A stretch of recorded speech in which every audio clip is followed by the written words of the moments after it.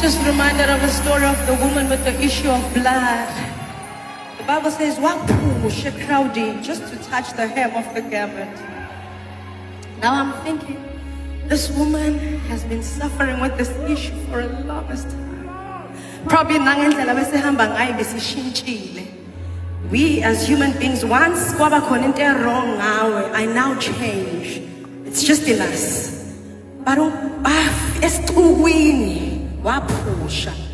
Lithi iBhayibheli immediately ewuthinta umphetho.